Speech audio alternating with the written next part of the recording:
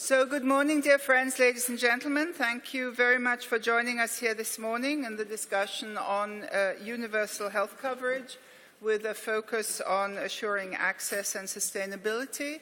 My name is Ilona Kickbusch. I'm the director of the Global Health Center at the Graduate Institute in Geneva, and this panel has been organized as a cooperation between Rabin Martin, the German Healthcare Partnership, and the M8 here from the World Health Summit.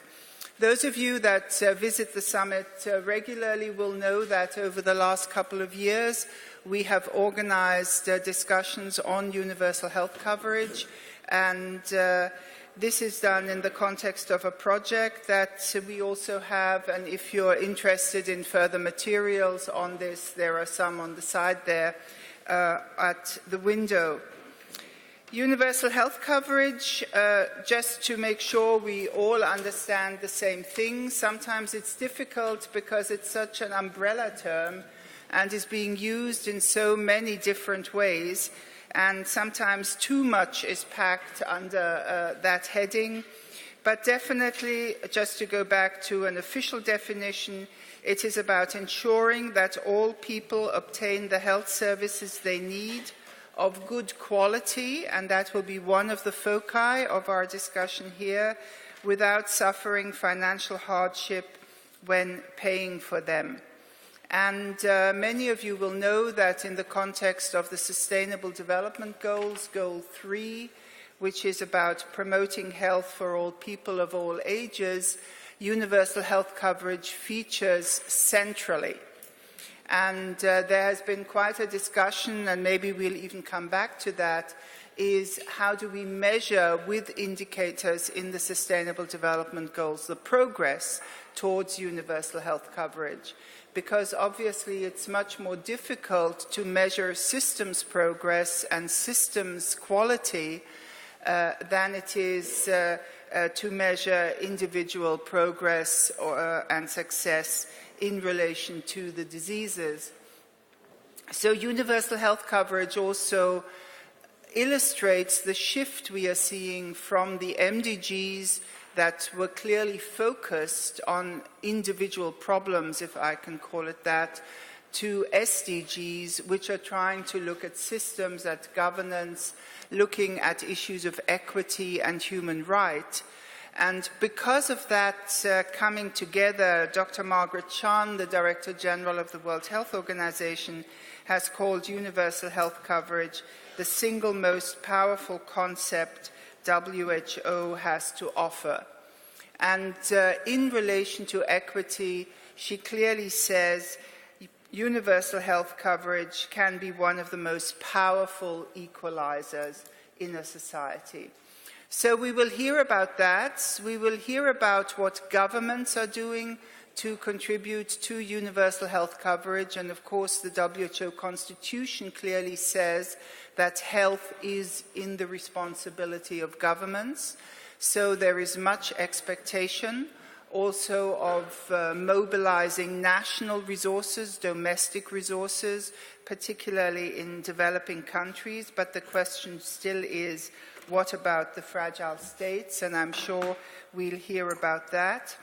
But as with the SDGs, we are speaking about many different stakeholders contributing, and therefore there is a discussion, what is the role of the private sector in contributing to such a goal that aims to equalize access. And that is the way we have put this panel together. We have experiences from the national level, some countries that have made tremendous progress. We have experiences from the regional level, from the private sector, and also from a very important commission which looked at the economy of healthcare from the WHO. So I hand over to my co-chair, Michael Robbo, who will continue the introduction and introduce the speakers. Yes, thank you very much, Ilona. Good morning, ladies and gentlemen. It's a great pleasure to see you all here for this important topic, and we're very pleased to have a good mix of high-level panelists here.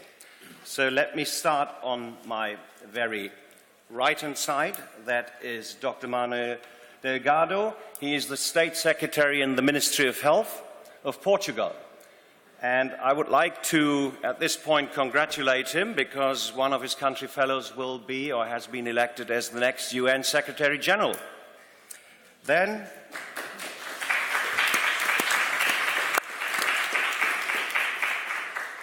next to him is Heiko Warnken. He is from the Federal Ministry of Economic Cooperation and Development and is there the head of health, population policy and social protection. Thank you for coming, Heiko. Then we have Dr. Matshidiso Moeti. She is the Regional Director Africa of the World Health Organization based in Brazzaville. And here again, I should say that we should congratulate Matshidiso because she hails from Botswana. And Friday, a week ago, Botswana celebrated its 50th anniversary as an independent country. Thank you to be here. So, and to my left is Justin McCarthy. Justin is from Pfizer, the Senior Vice President, Global Policy and International Public Affairs, based in the United States. Thanks for coming, Justin. Next speaker is then Rosalinda Baldos. She is from the government of the Philippines and was the former Secretary of the Department of Labor and Employment in Manila. Good morning, Rosalinda. And last but not least, we have Professor Ali Jafarian from the Tehran University of Medical Sciences. He is also the Chancellor of that university. Thanks for coming, Ali. So let's jump right into the discussion. And the first question goes to Heiko Warnken, representing German government. And Heiko, we would like to hear from you a little bit about the new health economy and what do you see as potential for partnerships to achieving and advancing universal health coverage. Thank you very much, Michael. Good morning, everybody. Yeah, huge topic, and I only have 5 minutes to introduce at least the subject. The new economy, or new health economy. I think we will hear more about what is new in the health economy from the other panelists here. So I will be more talking about the potential for the partnerships, for the UHC partnerships. But perhaps some words to the health economy. I think we are talking about a wide economy with a yearly volume of 5.8 trillion US dollars, according to estimates from the WHO. So definitely the big player in the room. It's a job engine. It offers also solutions for scaling up whatever we can try to develop in development cooperation. Our role as development partners, and I'm representing here the German Ministry for Development Cooperation, of course, is only to be a catalyzer, or at least to try to be a catalyzer. So in order to scale up these solutions, these innovations that could be developed in the framework of our cooperation, we definitely need other players. Of course, we need, first of all, we need the partner countries. They have to take these solutions up in their strategies and their plans. But I think this is only possible with the private sector as the most important partner. But I'm really curious also to learn from the other panelists and from the participants here in the room more about the role of the new partners. I think there is a lot that is being developed in ICT solutions, for example, and many other new areas. You mentioned already in your introduction that we are now working in the new era, in the era of the Sustainable Development Goals. That changes, I think, the overall environment a lot. Also because of the need for new partnerships. We have to get out of our famous silos. We have to work together more closely with other partners and also with other sectors. We can not only remain in the health sector, we have to work and think out of the box and think out of the silos. And one of the elements of this is to work very closely together, private partners and the public sector. But how can we partner on universal health coverage? How can we work together? One of the lessons from the Ebola crisis is that the health systems are the backbone of the overall health economy. When the systems are no longer working, everything breaks down, and this really creates a lot of problems. So we have to concentrate also whatever we are doing on building the health systems as such.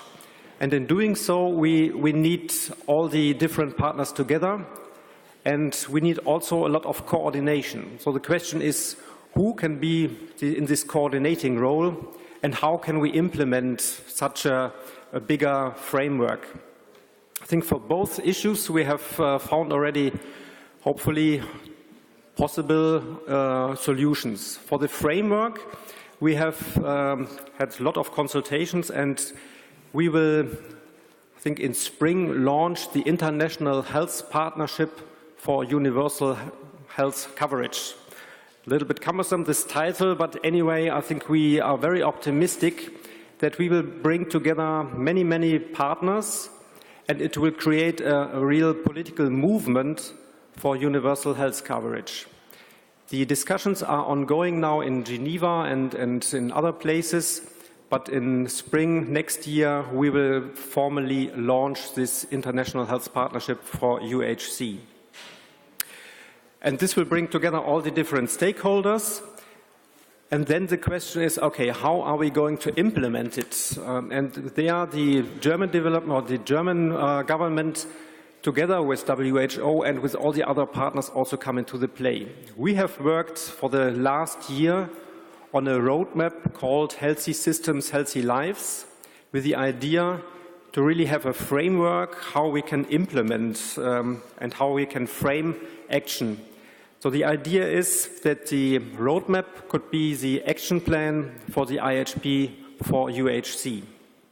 Perhaps I can later on describe a little bit what this roadmap contains, but one of the 5 areas that is contained in this roadmap, Healthy Systems, Healthy Lives, is on global markets, so it's definitely on the private sector. Thank you very much. Thank you, Heiko. We're happy to hear that the Universal Health Partnership is on its way, and presumably the German Healthcare Partnership, what we set up in this country, also shall play a role in that. And that brings us to the next speaker, which is Justin Mccarthy, representing the private sector. Justin, can you tell us a bit more about the role private sectors plays in achieving universal health coverage? A lot has been done in the past by not only pharmaceutical companies, but also pharmaceutical companies. And when we see the 2030 Sustainable Development Agenda, it's still some time to come, but we have the same feeling with the slogan Health for All by the year 2000, and then all of a sudden we were in the year 2000. So what would be your contribution to that? Great. Thank you for the question. It's a real pleasure to be here this morning to join this panel and talk about the important topic of universal health coverage. I think in order to talk about the role the private sector plays and our industry, the pharmaceutical industry, plays, I think it's important to think about and talk about what are the breadth of challenges to implementing universal health coverage, because I think when we talk through those, I think it's clear that no one sector, government, organization is going to be able to solve this problem. It's only by coming together through public-private partnerships that we're actually going to be able to address the broad sets of issues that we face when we're trying to implement universal health coverage. And in the situation that we're in today, we have 1 billion people who lack access to basic health care and 2 billion that lack access to essential medicines. And that's today. And I was just reading on the way over here the Global Burden of Disease report that came out recently. And the good news is we've made tremendous progress in addressing communicable diseases and maternal health issues. There's still a lot more to be done, but we've made progress on those fronts. What's really looming large over health systems is the growing burden of non-communicable diseases. Right now, 70% of deaths worldwide relate to non-communicable diseases, and that's expected to grow to 4 out of every 5 in the next decade. And when you combine that with an aging population, that's going to put a massive stress on health systems going forward unless we're able to start stemming that tide of non-communicable diseases now. And looking at some of the challenges that governments have faced in implementing universal health coverage, one of the biggest is health system financing. And I think that's something we should talk about when we get into the Q&A. But deciding what services are covered, what people will get covered, what percentage of out-of-pocket costs do patients have to pay, and then looking at the changing demographics of disease. How do you organize the healthcare workforce? What are the capabilities that are needed? How is it organized and distributed? How do you ensure access to medicines, both generic medicines and innovative medicines? How do you ensure the integrity of the supply chain? So all of these issues are critical, and when you look at the breadth of the issues, I think you really need to come together. We need to come together in public-private partnerships to address those issues. From my industry's perspective, we certainly feel we have a role to play in providing access to medicines and implementing innovative partnerships, and we can talk about the examples that we've had when we get into the Q&A, but examples like Gavi, I think, is probably the single best example of a successful public-private partnership on access to vaccines. And we can talk about other ones as well. But certainly beyond that, I think the private sector brings a lot of capabilities in, and when we talk about healthcare financing, a big part of that falls on the government, but there's also a role for the private sector to create jobs and invest in healthcare in the markets. A lot of expertise on ensuring the quality and integrity of the supply chain, training of healthcare workforce. There's a lot of areas where the private sector can bring its resources and capabilities to help address the numerous challenges with implementing universal health coverage. I think there is, I started my comments mentioning the growing burden of non-communicable diseases, and I think there is a big intersection with UHC, and I really do think we should spend some time also this morning talking about what would a public-private partnership in non-communicable diseases look like, and how does it intersect with UHC, and I think that's something that needs to be talked about, it needs to be addressed, and we need to brainstorm some ideas about how we can come together to address that. Thank you. Thank you, Justin, and thank you also for putting a focus on the NCDs. You will remember that well back in 1999, the World Health Report already alluded to non-communicable diseases as the rising challenge in global health. And you mentioned the important role the private sector plays in this, and I think this has been acknowledged by the international community. And that brings me to Ali Jafarian. Ali, would you think that in the Iran health system, in the national health system, the private sector could play a role? Would you think that you can have a mixed model of healthcare in your country? And what is it you could share where the other countries could learn from Iran? Thank you very much, Dr. Rabo, for introducing in this nice question. And let me start with this prestigious panel, a short, brief introduction of why I am here to talk about this. In Iran, we have, from 1985, we have an integrated system of healthcare and medical education.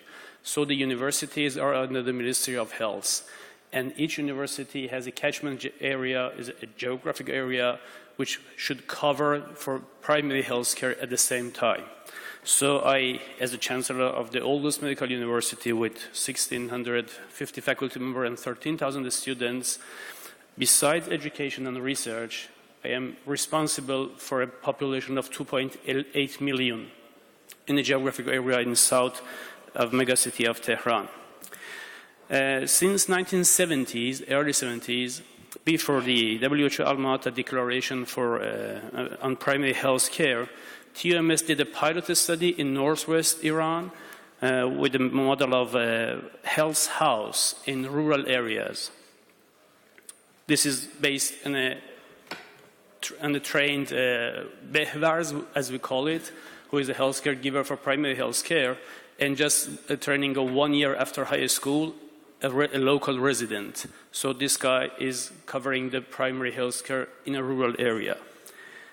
And now, with the huge demographic changes which has happened, we have 70% of population in rural areas in 1979, 70% of 36 million population of Iran, and now we have 70% urban areas of 77 million population at the moment, and many other changes that has happened in these years.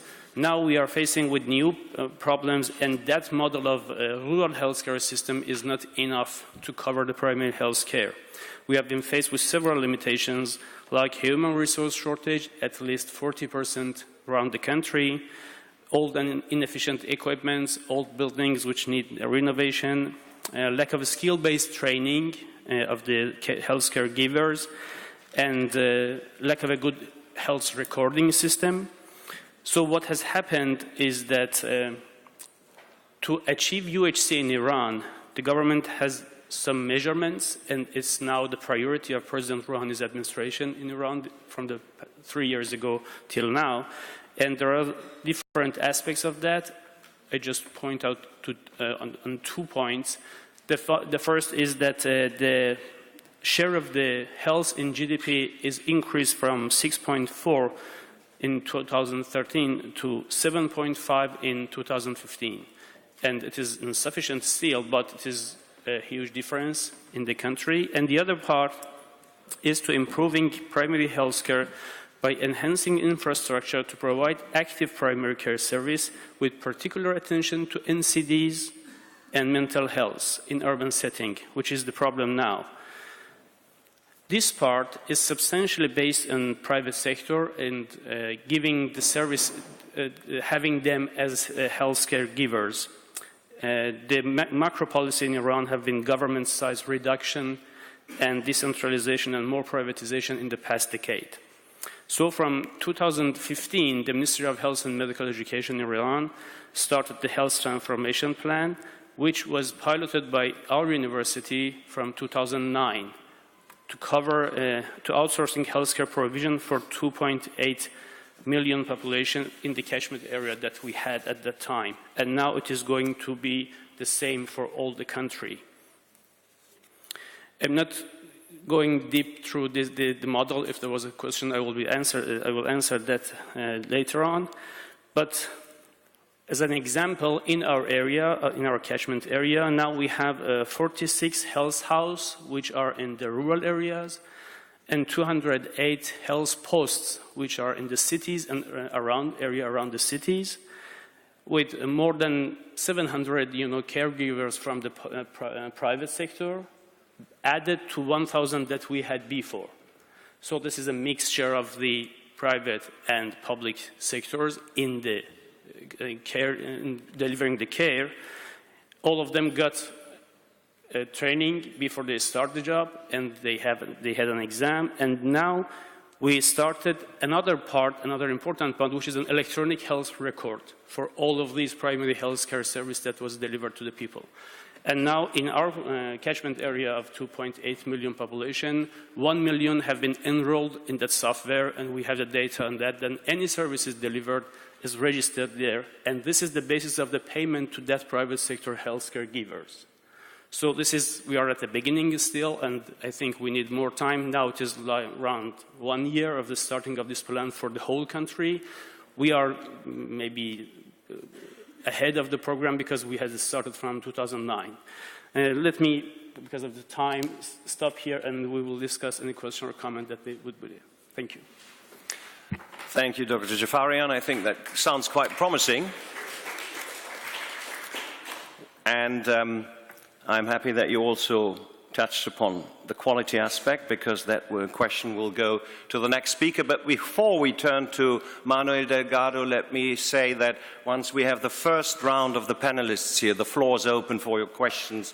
We have 1 hour left, so it would be only appropriate to bring you into the discussion.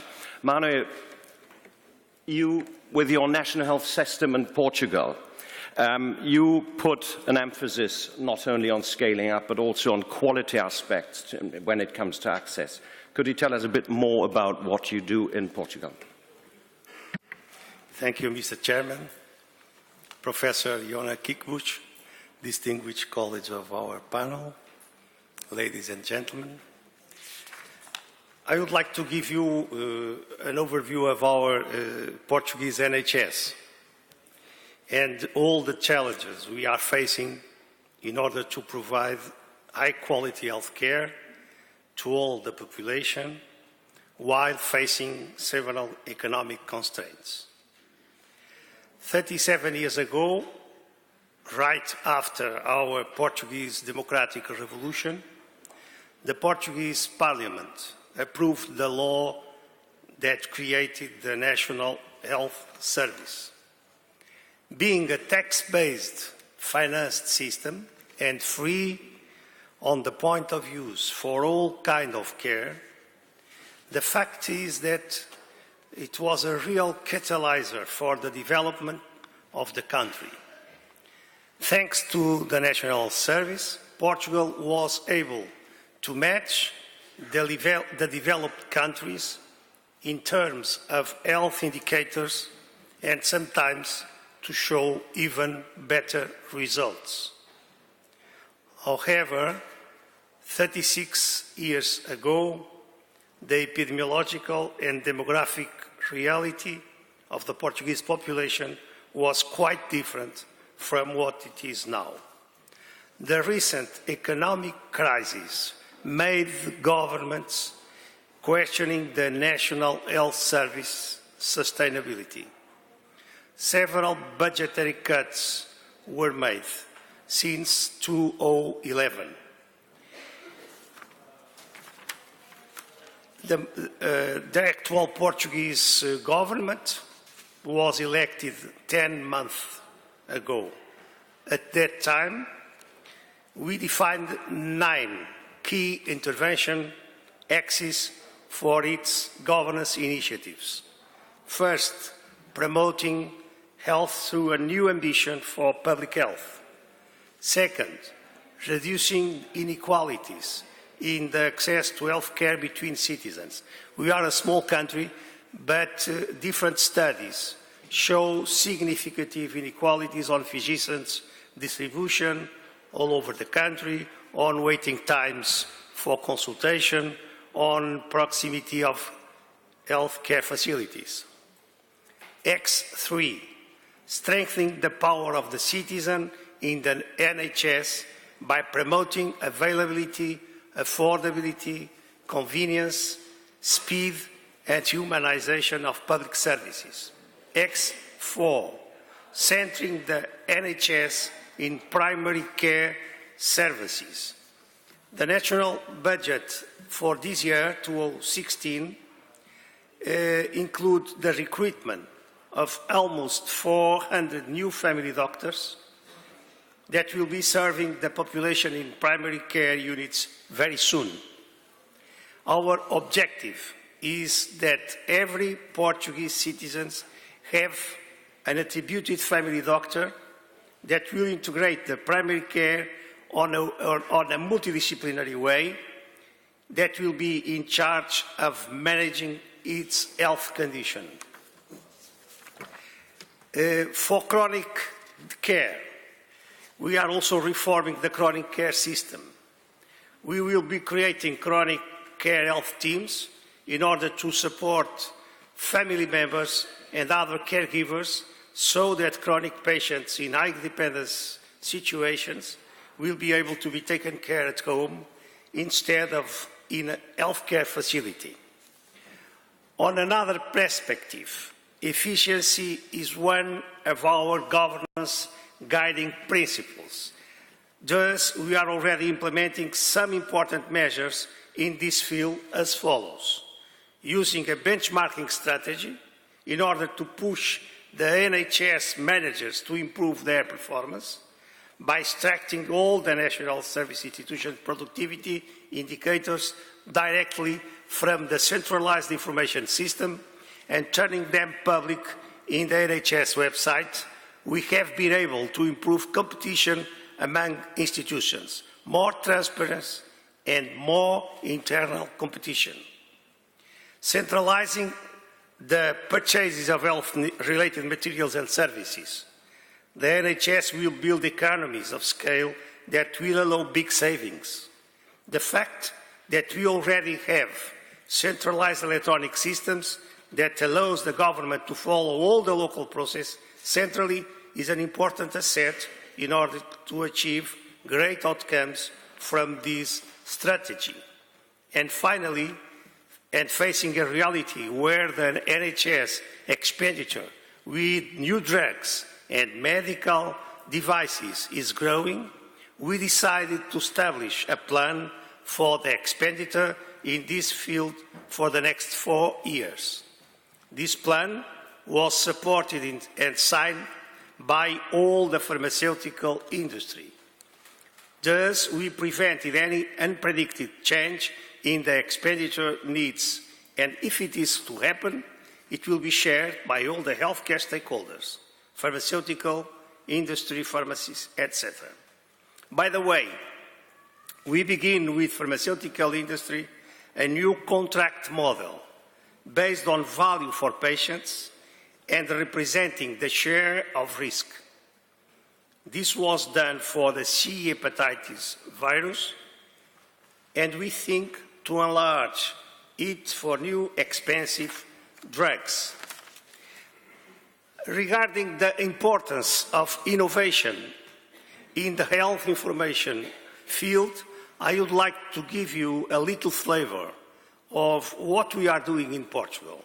First of all, I would like to refer one of our most popular projects, that is the National Health Service website, where patients can access several kinds of health information, such as reference centers locations, health performance indicators, and also important and scientifically validated data regarding several diseases. Secondly, I must refer the Portuguese NHS smartphone application called My NHS that we developed recently. It is already available in the application store, and it will make every patient closer to the national service every time, everywhere. The electronic prescription of medicines is also one of our NHS innovations. It is already a reality, and in 1 year, we plan to have no more paper printed drugs prescriptions. Thanks to a national digital system that connects pharmacies and healthcare providers, paper will no longer be needed. Promoting a safe access to therapeutic innovations for all the patients that may need them. In order to do this, the National Council for Therapeutic Innovations Evaluation and Validation was created. I hope you have now a little bit more information about Portugal and what we are doing to keep our health system universal, sustainable, and equitable. Please feel free to present your questions. Thank you very much.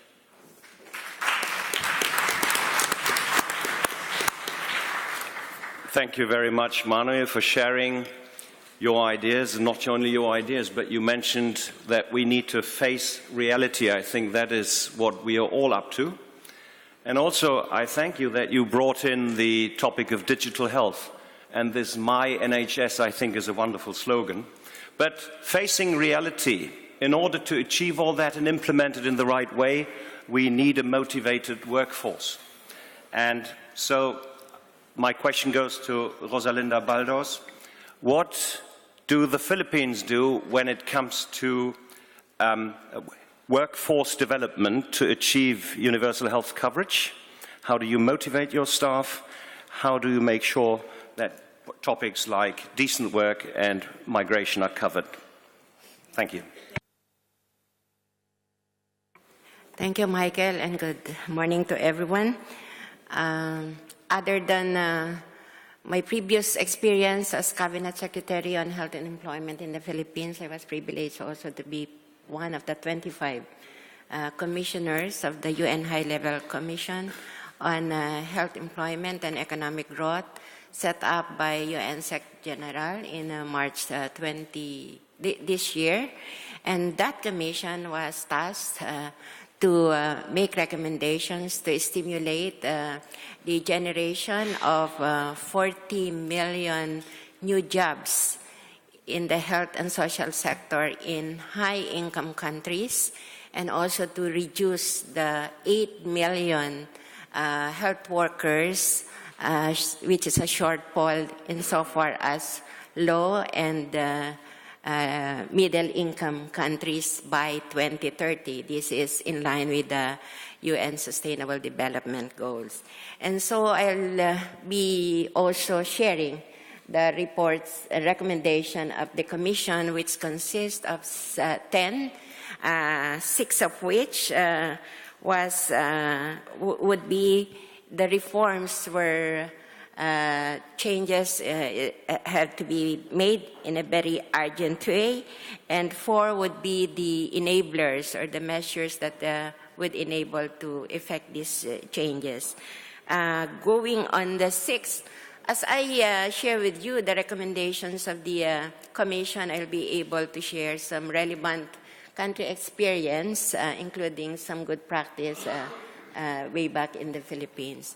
And so, first, on the 6th recommendation on areas for reform would be on job creation. And when the Commission talks of job creation, it means decent working standards based on ILO standards. And as far as the Philippines is concerned, right now we are faced with critical issues of disparity in wages between healthcare workers in the public and in the private sector, and other issues of inequalities and discrimination, also to include women's rights and also the youth. And we have a bill now being debated in Congress, which is an amendment to the Magna Carta of the health workers, to be able to address these decent work deficits. The next recommendation would be on training, education, and skills. And what the Commission mean by this is that our education and training institutions should be able to produce the right workers with the right skills at the right places and at the right time, paying special attention to underserved areas. And in the Philippines, our education and training system is delivered by both public and education institutions, but they need scaling up. And one example that I can share with you on this would be the inadequacy. For example, we produce a good number of general nurses, but we lack those that have specialization, like for example in geriatric care, which is in high demand in high-level income countries.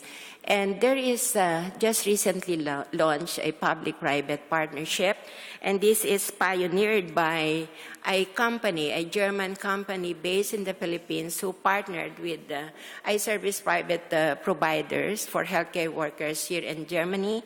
And this is also funded by KfW-DEG of Germany. And they pioneered the development of a comprehensive geriatric nursing curriculum, which is first in the Philippines, and this will be able to help address the increasing demand for geriatric care also in the Philippines, and also facilitate the labor mobility of our care workers, especially nurses. Particularly in Germany, where we have a bilateral agreement on the deployment of health workers. And we talk of qualified personnel, especially for underserved areas, and we have one school on health sciences, and they partner with marginalized communities and government health authorities, and they've been in operation since 1976. They develop a socially accountable step-ladder education and training system where students from marginal communities are educated and trained based on such continuing community-based curriculum that would produce the health workforce that are likely to work in underserved areas, and this also enables them to have a career progressions within and across profession of midwives, doctors, and nurses. On health delivery and organization, the Convention feels that universal health care delivery system should slowly bear too much on hospital treatment, and reform should be towards integrated, people-centered, and community-based health promotion, sickness prevention, and also primary health care. And the universal health coverage in the Philippines is 92% of 100 million population, short of 8%, which are basically in the informal sectors, and they are in, many of them are in underserved areas. And we are developing other than delivery system through government to the private accredited hospitals and clinics and even charities and foundations, some alternative social business models, and there is a franchising company in the Philippines consisting of active private practitioners who are midwives, who are given franchises, and they are located in urban, peri-urban, and also rural areas. They set up clinics, and therefore, other than helping the government set up healthcare facilities, they also encourage entrepreneurship among women, and they target the indigent communities with least access to medical services. On information and technology, this is also another recommendation, and of course in the case of the Philippines, our service delivery networks is being advanced by telemedicine that requires also huge investment. One other recommendation would be the need for capable health personnel that would undertake like surveillance, prevention and control of infectious diseases, taking our experience and lesson from the Ebola virus, the MERS-CoV, and also the Zika virus, and therefore there is a need to invest in the development of workforce, especially on skills that are in accordance with international regulation core capacities. And then, of course, we go to the 4 enabling recommendations. One would be fiscal and financial measures. And the Philippines has made it prudent that other than the government appropriation, we have to tap subsidy for the informal sector, and we get this from revenues from sin taxes, meaning taxes collected from alcohol, from tobacco, and also from gaming and betting operations. And also, as everybody has advocated, this reforms cannot be done singly. We are advocating for intersectoral collaboration and also the commitment of top political leadership. Another area of reform would be on international health migration. And one very good example as far as the Philippines is concerned is our bilateral agreement with Germany, which is the triple win agreement, where Germany make it a deliberate policy not to get health workers in countries where it will cause brain drain.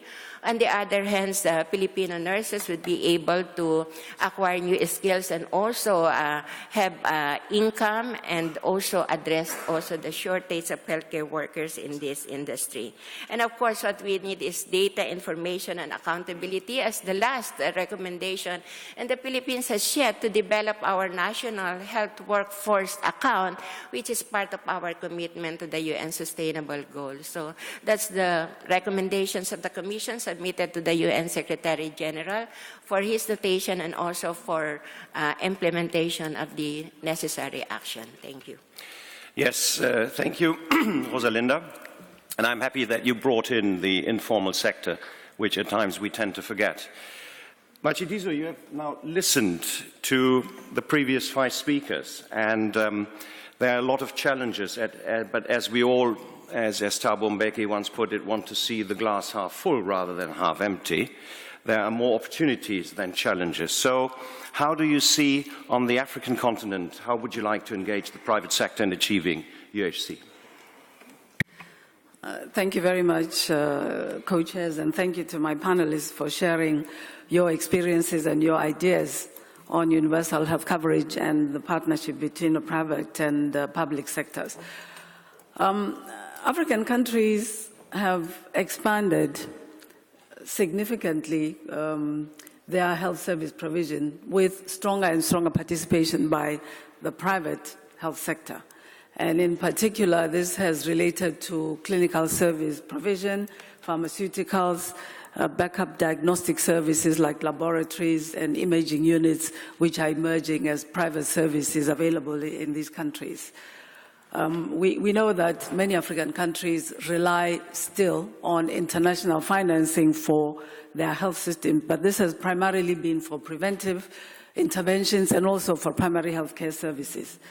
And we see also that a number of African countries are emerging into middle-income countries with growing middle-class subpopulations who are demanding better quality services, different services from the average public primary care services. So this emphasizes the need for partnership between the public and private sector governments as part of their wish to provide services and go towards UHC.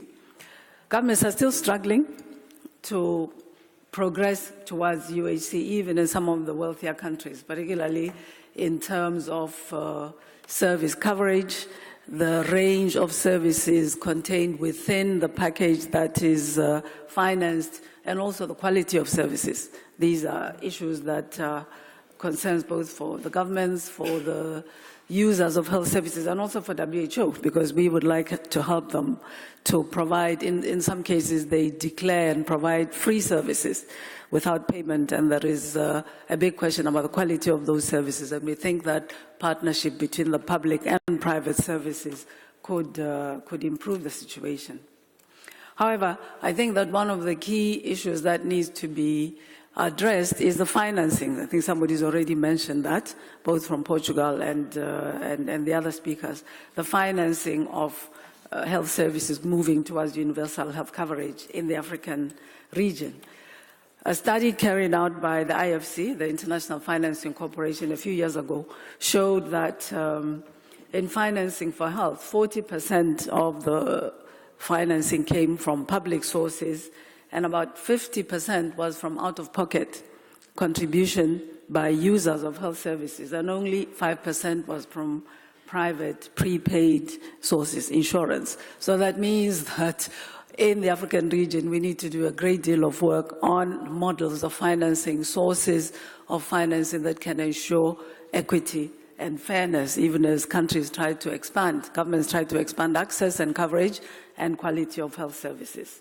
And interestingly, the same study found that the providers of services where this money was invested were 50% public and overall 50% private, of which about 65% was from the for-profit private sector. So there is a great deal of room for collaboration between governments, private for-profit providers, and other private providers, social enterprise providers, in order to work together to provide first services. We have learned, and governments are experimenting with some collaboration with the private sector. And we learned a lot during the Ebola experience as WHO, and are advising countries to go in certain directions in their partnering with the private sector.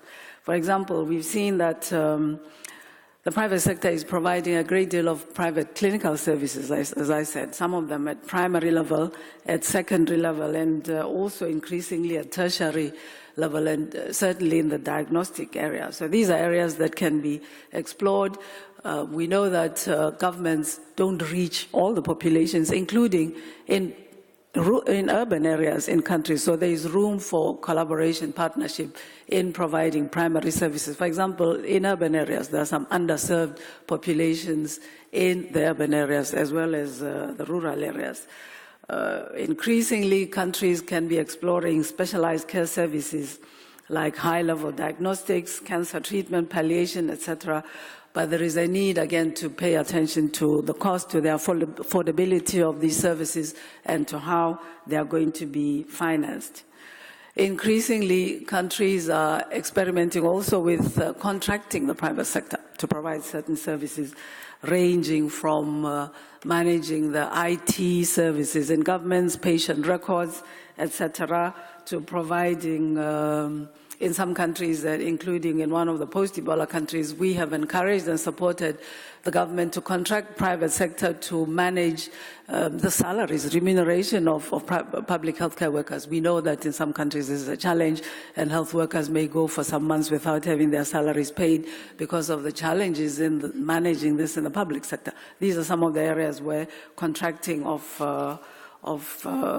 healthcare of private providers can support the governments. In some countries, they are experimenting, and we know that the Global Fund is considering supporting countries to partner with the private sector, including contracting them to run the logistics of the health sector, drug procurement and supply management systems, equipment management systems. And again, we need to look at what will be the costs of some of these services, but certainly these are areas that can be explored for collaboration. And then finally, we know that the private sector play a very important role in research and the development of new products for profit, but also for dealing with some of the predominant healthcare problems in the African region. And this requires, we're very encouraged to see at the global level the emergence of public-private partnerships for this. And we would like to encourage this also at the country level, the engagement of African governments in this. So to conclude, I would say that the private sector is emerging very strongly as a partner in providing services in African countries. We have seen that there are challenges in developing the appropriate financing models for this, which WHO is encouraging, also in regulating some of the providers to ensure that the quality of services is adequate on the private side, but also in improving public service quality. These are some of the issues that will be dealt with, and we will be encouraging African countries to look at some of the examples that we've heard about today in order to move towards UHC. Thank you. Thank you so much, Dr. Mweti.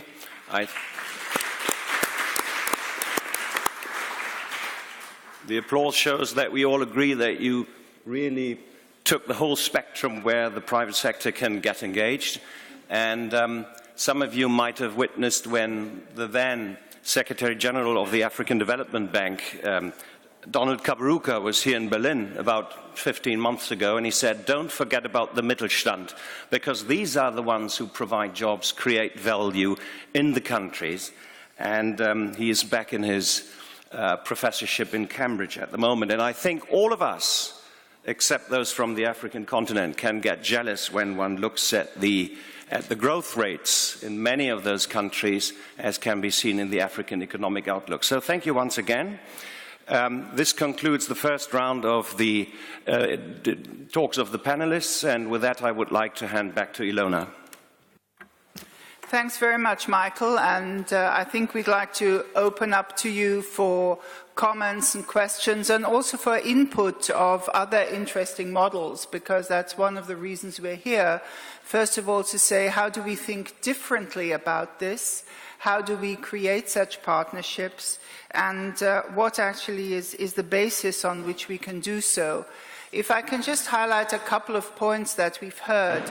that we don't think about enough. One is really that we are talking about a large global market. We're talking about a globalized health economy. And these are enormous financial flows, but as we heard from the Philippines also, they're enormous people flows.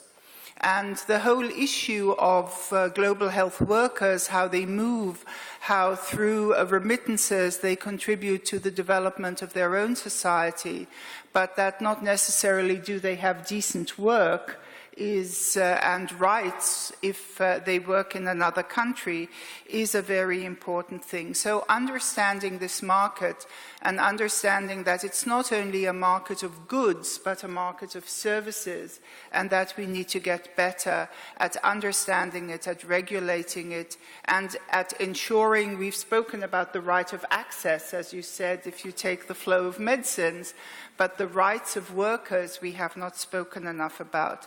We need to speak about financing in new ways, and we've heard a lot of the new models of cooperation also, financing domestically, but also, again, we've heard about fiscal policies, and you will remember the Lancet report 2035, that also highlighted fiscal policies and particularly the taxing of tobacco as one of the key strategies to also support the health services. And again, we heard a little bit about that from the Philippines.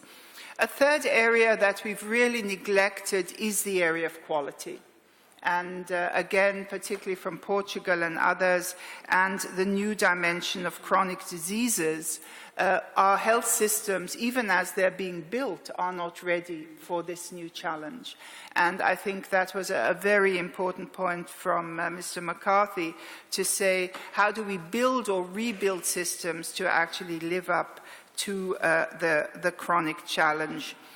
So I believe those are some of the issues we might look at in more detail, with the final one being how can we really, through international initiatives, take this forward, be it the roadmap, Healthy Cities, Healthy Lives, a new alliance, a new push towards this. I was very intrigued, Julio Frenk, at one stage when he was Minister of Health of Mexico and created a new system of access, said there are 3 pillars of universal health coverage. One is ethical, we need to ensure our values. One is political, we need the political support to do this, and in many countries that is not yet there. And the other is technical and financial. And on all 3 issues, we need to get stronger and better. And I think we've heard that from our panelists here, how they personally contribute and how their institutions do. So over to you for examples, for comments, for questions on the details of some of the models you have seen. Yes, please. Please introduce yourself always. Hi, I'm Temia Fafori, USAID. I had a question because I feel that professional associations are the location where you marry private sector, public sector across providers.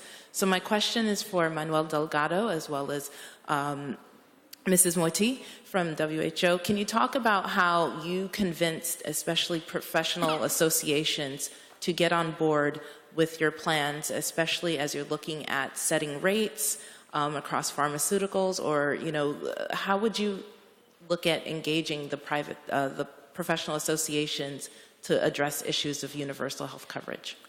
Thank you. I'm going to collect a couple so that we go back to the panel then. Yes, please.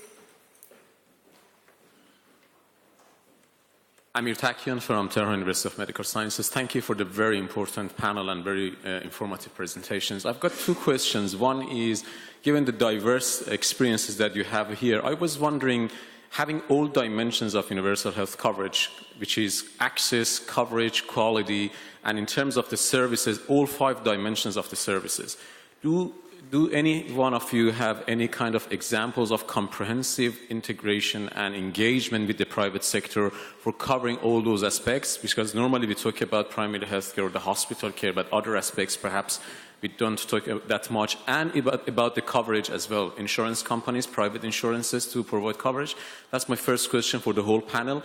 And the second one for Ms. Moeti is regarding the engagement with the private sector and the way that the WHO is engaging with those organizations and encouraging the countries and advocating the countries to do that.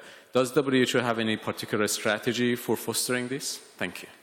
Thank you. Right at the back there, yes, please. Yes, my name is Sharbani Chakraborty with Merck, and I have a couple of questions for the panel. Number one is on Africa. I think with the Abuja Declaration, there was a real expectation that governments would be able to increase rapidly financing for health. And as we have seen, this has been difficult, but not because African governments don't want to do it, but the fiscal space is very limited. So how can we really leverage international development assistance and private financing in a way so that we can continue to support countries while they expand fiscal space? And my second question is, if we really want to work with the private sector, governments do need to develop contracting capabilities. So any insights you can provide, perhaps from the Philippines, on how countries are increasing these capacities? Thank you. Thank you very much. Yes, here. I don't know why everyone here wants to. Nobody there, but please go ahead. Hi, I'm Beher. I'm from, currently I'm a student at the University of Geneva, studying Masters of Global Health. My question is about how to shift the paradigm of health policymakers in developing countries that thinking only in universal health coverage as a way of how to get more money for health, they are looking only about the financing aspect, but not looking at the comprehensive aspect of universal health coverage. And I'll have an example of Egypt, for example, where I come from. They always speak about universal health coverage in accessing the population to free healthcare services, decreasing the out-of-pocket expenditure, which is more than 70% in Egypt. But this is not enough. Like I have, when I was reading reports and policy papers, I found that it is not only about primary health care.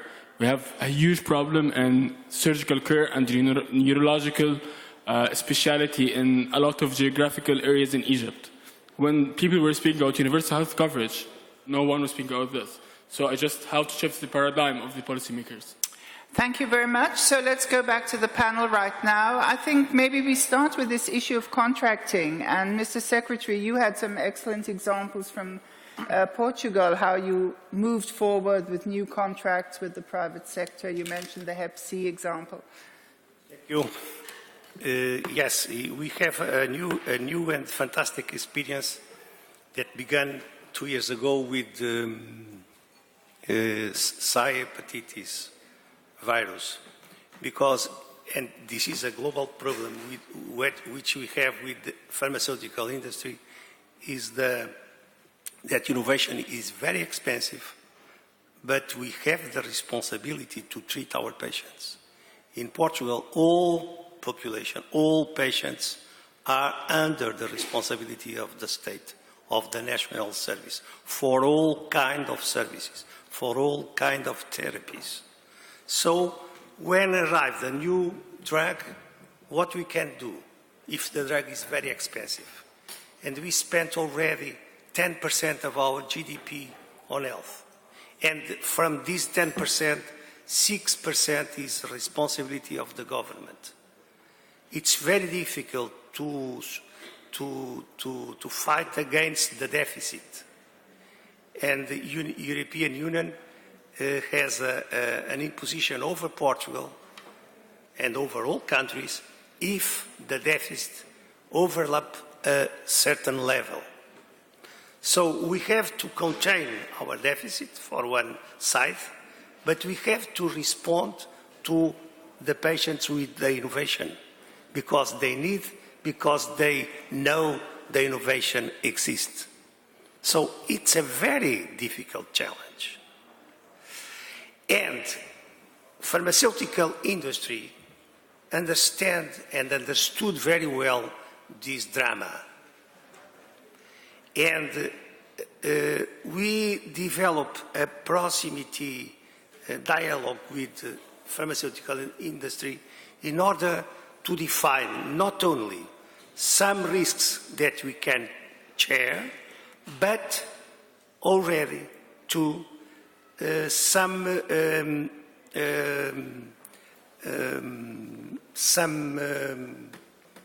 risks that industry has to run to keep their level of responsibility in the country.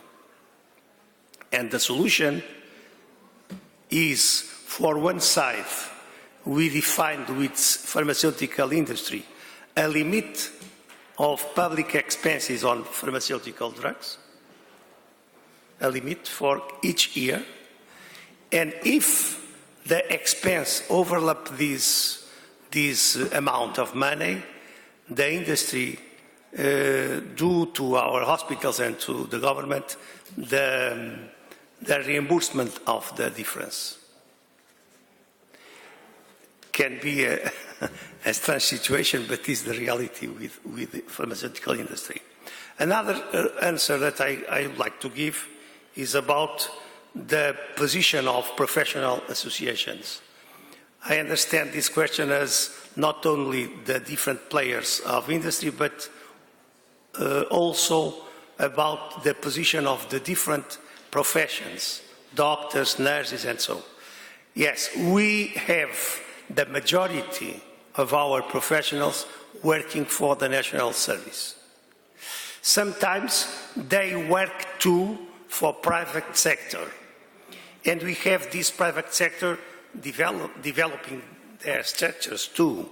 We have not only exclusively the national service, we have private services on clinics, new hospitals, for instance, dental care, where we have some problems on national service, and for instance, elderly people for long-term care, we have a big and a great activity of private sector, sometimes non-for-profit, sometimes for-profit services. So it's not difficult to have a permanent dialogue with professional associations.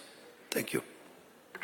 Thank you. At the same time, having been involved in a number of healthcare reform efforts, it's quite clear that professional organizations can stand in the way of reform if they think that they are losing power or income.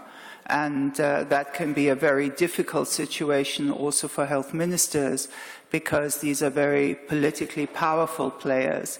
If I can remind you of the 3 pillars that Julio Frank put forward. So the political is understood in this wider sense of who can exert power within a society, how you reform your health system. Justin, you wanted to follow up on some of these things? Sure. If I could just build on some of the comments that were made earlier about contracting and financing, and also the question that was raised about comprehensive partnerships. On the question of contracting, I do think it's really critical that we look at how to address the financing. It's one of the the pillars that's a real enabler for universal health coverage, and I think we have to recognize that in many countries around the world, the investment is quite low.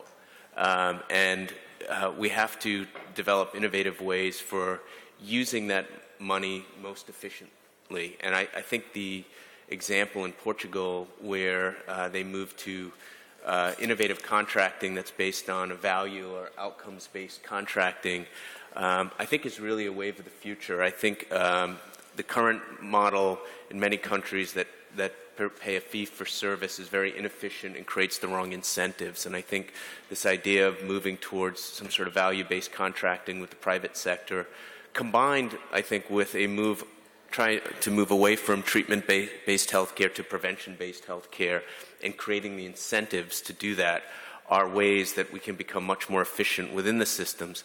At the same time, we have to find ways to increase the allocation spent on healthcare in countries. You know, Dr. Delgado mentioned, I think they spend 10% of their GDP on healthcare, which is, I think, the OECD average, but many countries in emerging market have a much lower spend, 4% or less. And in low-income countries, the average is about $30 per capita spent on healthcare, and that's just not even close to the amount needed to provide basic services. And I think that's where, the role of the private sector can come in to provide supplemental financing through private insurance and other mechanisms to try to help build, the overall amount of spend on healthcare through the creation of jobs and otherwise. So I think we have to find ways today to be more efficient with the allocation, and then in the future find ways to supplement the amount that's spent on healthcare. In terms of the question on comprehensive partnerships, I think it's a great question because I can't point to, I think, an example today that addresses all of the aspects of universal health coverage. And it was what I was raising at the beginning is something I think we need in the area of non-communicable diseases. We really need a public-private partnership that addresses all of the barriers to treating an NCD. In terms of examples that are close, and I wouldn't say this one addresses all the barriers, but I mentioned earlier the Gavi initiative and the Global Alliance for Vaccines, and I think that's a great model of a public-private partnership that has been sustainable and highly successful, and it really brings together governments who are funding it. It brings together UNICEF, who administers it, the Gates Foundation, industry, and I think the touchstone, really the marker of success is the advanced market commitments that provide a sustainable funding mechanism for vaccines. And I know Pfizer's been participating in Gavi for a number of years, and we've committed to providing 740 million doses of our pneumococcal vaccine, and GSK has done similar things, and other vaccine manufacturers who are part of that. And we are bringing those vaccines, which are highly innovative medicines, to low and low-middle income markets on a very affordable basis. And that's just one example, but we could talk about many such examples. Thank you. Mr. Warnke, how does the roadmap answer to some of those questions? You indicated to us that you had set some priorities. First of all, I would like to start up with try to answer to two of the questions. One was on the fiscal space and the other one on the paradigm shift, the need for a paradigm shift. I couldn't more than agree. And one of the attempts to create this paradigm shift or to support this paradigm shift is, of course, the political momentum or the political attention. I think this has really increased a lot. We have seen it in the G7 presidencies of Germany and Japan, and we will have it also on the agenda of the G20 meeting next year. The Germans have the presidency of the G20 again, and health system strengthening, for example, will be on the agenda. So that really shows that there is a change in the attention of the political leaders, and this hopefully will also help. Sustainable finance is one of the 5 components of the roadmap, Healthy Systems, Healthy Lives. And it also includes a lot of the points that had been mentioned here. I think revenue collection, also the question of tax havens, I think is very important.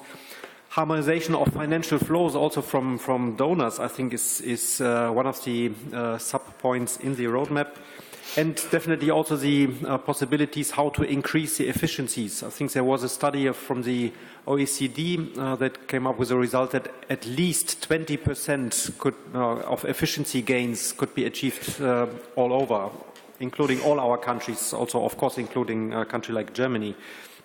So there are all these issues, and we are working on them. For example, there was in Nairobi in August, there was a meeting from the Japanese organized TICAT, where they came up with a document, UHC for Africa, where also they have joined forces, the Japanese together with the World Bank and the Global Fund. So I think more and more partners are coming together and are working on these subjects, and this hopefully will create the necessary political attention. Thank you. Yes, thank you, Heiko. We have still 2 direct questions to WHO in the Philippines, but before that, I would like to give the floor to Dr. Jafarian once again, who wants to come in here. Thank you so much for giving the floor to me. About the contracting, our experience is that we are doing that as a tender basis, but there is a minimum set amount of money so that the quality is, from the beginning is assured that what service should be delivered. And we have two ways of monitoring the contracts. One is the electronic recording, which is monitored at the moment. And there is another internal evaluation with the Vice Chancellor for Health Officers. They go through the area and to make sure that the service is delivered in a good way. The other issue is that partnership with the private sector in this level 2 and level 3 is another important issue. We have some private hospitals in some cities, a lot of them, but to have a private sector partnership with the public is underway by the government now, and many companies from other countries like Korea, Italy, Turkey, and Germany are now in contact to do some investment in that part of the service in level 2 service. One issue that was important in our experience in the past 2 years is the lowering the cost of service with controlling the price of the medical equipment and adding drugs to the insurance lists. In some of the equipments, like the heart stents, the cost of the service was cut by 1/3, with controlling having monitoring on the cost and the imported materials. This is a very important issue. But what we are still thinking about is the sustainability of all of these aspects. If we in regard to access, we are good now. There is access. It is affordable, but for quality and sustainability, there is a lot of questions ahead of us. One is the way that the panel said. One is the sin taxes on tobacco, for example, which is underway to be approved by the government, by the parliament. And the other is VAT, 1% of VAT type, and these kinds of sustainable financial support to be able to continue all of these affordable and quality services. Thank you. Thank you so much, Dr. Jafarian. Rosalinda, there were some questions and topics addressed to you. Could you please address those? Thank you, Michael. First, I would like also to add some comment first on the way we contract out the services of private service providers. We have a system where funds for our universal health care is derived from contribution of employers and employees in the formal sector. And as I said earlier, for the informal sector, we have to tap revenues from the sin taxes. And I have to say that at the moment, health expenditures in the Philippines is still 4.6%. And that is way below the 10% of the WHS standards. And however, this is continuously increasing over the past 6 years. And I think even for the current General Appropriations Act, that is the same indication. The agency managing the delivery networks for universal health care would has an accreditation system for private service provider, and they look for some criteria or qualification, one of which would be it has to be fully functional in terms of equipment, medicines, and health professionals who will take care of the dispensation of the service. It has to be compliant with the clinical practice guidelines. It has to be available 24/7, especially during disasters and calamities. It should be located very close to the people in terms of providing even mobile clinics and subsidizing transportation costs. And it has to be enhanced by telemedicine. But as I said in my presentation, in my statement, those that are concentrated in urban centers and metropolis would qualify easily for this criteria for accreditation. However, they seem to be very reluctant to provide services in underserved areas, especially in the rural sector. And that is where the public health rural centers would have to take full responsibility. And as I said, there are some alternative social business models that are being developed to also address the delivery of our universal health coverage with respect to these underserved areas. On involvement of professional organization in the Philippines, they are so devoted only on licensing professionals, nurses, doctors, and so on and so forth. Very little on regulation and discipline, even for those who are participating in the delivery of our universal health care, where they can be the subject of complaint for excessive or falsified claims of professional fees. And I think they are now in the process of coming out with guidelines and regulations on this, and that will be on the professional piece, putting a cap on what would be allowable and what would be prohibited. And what our experience is, we can best work with unions in the public sector, and they have unions that are concentrating on the health services, and that is where we get a lot of support for bills and laws that would improve our healthcare system. Did I answer all the questions? Thank you. I think you answered comprehensively. As time is against us, the panelists will be around after the session, so if there are more important questions, please get back to us.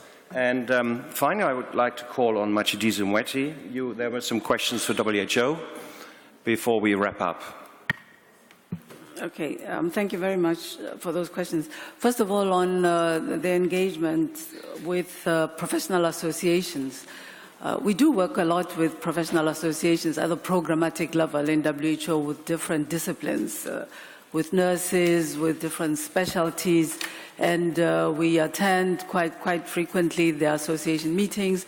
We engage with them at the country level on how they can contribute to different programs. In general, I find that they are very interested in exploring how to provide their own input and support for different services, including now in the context of universal health coverage and the SDGs. We support very strongly the Association of Public Health Professionals in the African region. We help them to get established. I think that in many cases, they are positively disposed to explore how to provide their input and support in the government's endeavors to provide services.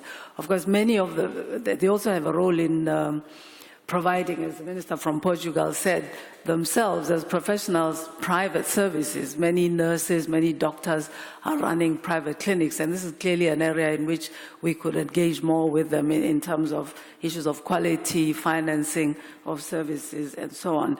In some cases where the governments are trying to develop how do they call them, other cadres, for example, community health workers, there is a need to negotiate, particularly with the professional councils, on standards of accreditation. And as Ilona said, sometimes there are concerns expressed by these groups and kind of protectionist behavior, which which necessitates engaging them on the realities of human resources in some of these countries, so they understand the need for this, I believe. The question was raised about how WHO is engaging with the private sector. You might know that WHO, the member states in WHO have engaged over a number of years, 5 years perhaps, in developing a policy of how WHO will work with the non-profit, non-public actors in global health, something called the FENSA, the Framework for Engagement with Non-State Actors, which provides some guidance, some regulations, essentially meant to ensure that WHO's standard-setting role is not unduly influenced by the private sector. I think now that this has emerged, and it is agreed, it further allows WHO to do what, at the practical level, WHO has already been doing, engaging with and working with private sector entities in different program areas.